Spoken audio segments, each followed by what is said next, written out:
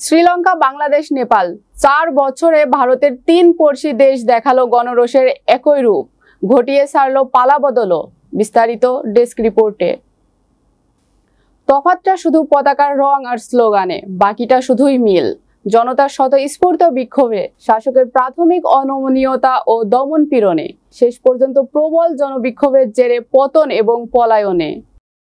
কলম্বো, ঢাকার পরে এবার কাঠমান্ডুতেও দেখালো একই ছবি। 4 বছরে গণরোষের একই রূপ দেখালো 3 দেশ। 3 দেশে জনতার বিক্ষোভ দমনে সরকারের অনমনীয়তা ও দমন পীড়ন দেখা যায়। সবশেষে জনতার প্রবল বিক্ষোভে সরকারের পতন ও পালিয়ে যাওয়া। শ্রীলঙ্কা, বাংলাদেশের পর এবার এই চিত্র দেখা গেল নেপালে। 2022 সালের জুলাই মাসে আর্থিক মন্দায় পড়া শ্রীলঙ্কায় বিক্ষুব্ধ জনতা প্রেসিডেন্ট গোতাবায়া রাজাপাকসে ও প্রধানমন্ত্রী রনিল বিক্রমসিংহের সরকারি বাসভবনের দখল নিয়েছিল। 2024 সালের জুলাই মাসে বাংলাদেশের কোটা বিরোধী আন্দোলন রূপ নিয়েছিল 1.5 দশক ধরে ক্ষমতায় থাকা আওয়ামী লীগ বিরোধী বিক্ষোভে। শেষ পর্যন্ত প্রধানমন্ত্রী শেখ হাসিনা ক্ষমতা ছেড়ে দেশ ত্যাগ করেন।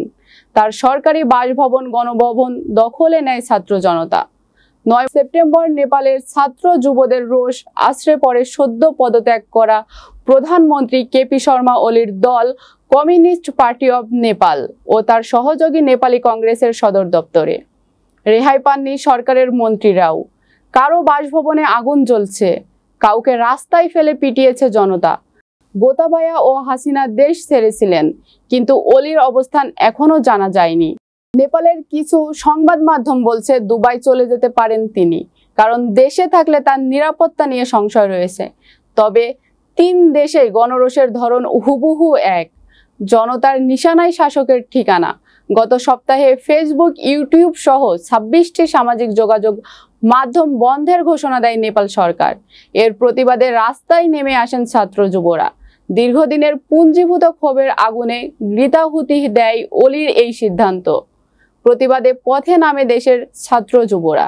তাদের বিক্ষোভে সোমবার অগ্নিগর্ভ হয়ে উঠেছিল রাজধানী কাঠমান্ডু। পরিস্থিতি সামাল দিতে পুলিশ গুলি চালায়, তাতে মৃত্যু হয় অন্তত 19 জন বিক্ষোভকারীর। এরপর বিক্ষোভের ঝাঁজ আরো বেড়ে গিয়েছে। চাপে পড়ে রাতেই নেপাল সরকার সমাজ মাধ্যমের উপর থেকে নিষেধাজ্ঞা তুলে নিয়ে বিবৃতি জারি করেছিল, কিন্তু তাতে চিড়ে ভেজেনি।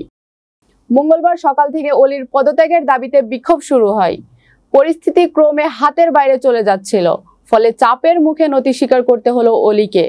গোতাবায়া পতনের 25 মাস পরে গণবিক্ষোভে গদি হারিয়েছিলেন হাসিনা। তার মাত্র 13 মাসের মাথাতেই কুর্সি গেল চীন ঘনিষ্ঠ ওলির।